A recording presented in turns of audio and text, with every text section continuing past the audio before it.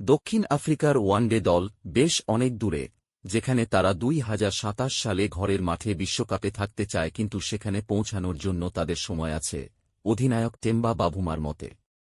অস্ট্রেলিয়াকে হারিয়ে টানা পঞ্চম দ্বিপাক্ষিক সিরিজ জয়ের পরও দক্ষিণ আফ্রিকা ফাইনাল খেলায় রেকর্ড ব্যবধানে হেরেছে এবং এখনও নিজেদেরকে পরিবর্তনের পথে থাকা দল হিসেবে দেখছে। দলটিতে নতুন মুখ দেখা যাচ্ছে এবং এটাই আমাদের সেই অন্বেষণের পর্যায়ে থাকার অংশ। ম্যাকেতে তৃতীয় ওয়ানডে খেলার পর বাভুমা বলেন, আমরা ছেলেদের বুঝতে পারছি দলের মধ্যে তারা কি ভূমিকা পালন করতে পারে এবং ব্যক্তিত্বের দৃষ্টিকোণ থেকে তারা কি নিয়ে আসে।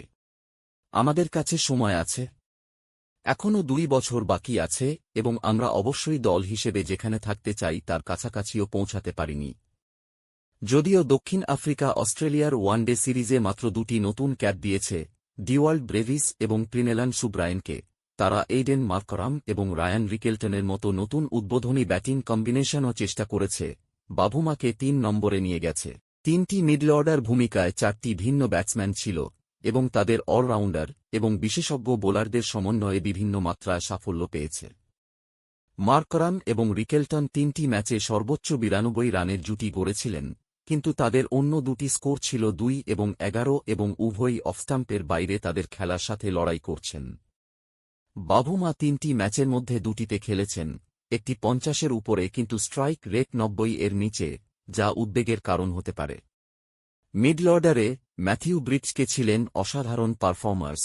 2টি ম্যাচে 2টি দ্রুত হাফ সেঞ্চুরি করার পরে হ্যামস্ট্রিং উদ্বেগের কারণে তৃতীয়টি মিস করেন।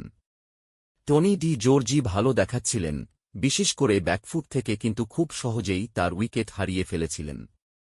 একইভাবে টি-20তে দক্ষিণ আফ্রিকার সর্বোচ্চ রানের মালিক ব্রেভিস ওয়ানডেতে 3টি ইনিংসেই হোল আউট হয়েছিলেন। তবুও ব্রেভিসকে মূলত সেই ফসলের সেরা হিসেবে বিবেচনা করা হয় এবং বাভুমা এবং দল আমাদের বাকিদের মতোই তার প্রতিভা উপভোগ করছে। তাকে তার নিজের কাজে যেতে দেখাটা সতেজতাদায়ক। সে কোনো কিছুতে বিচলিত নয়।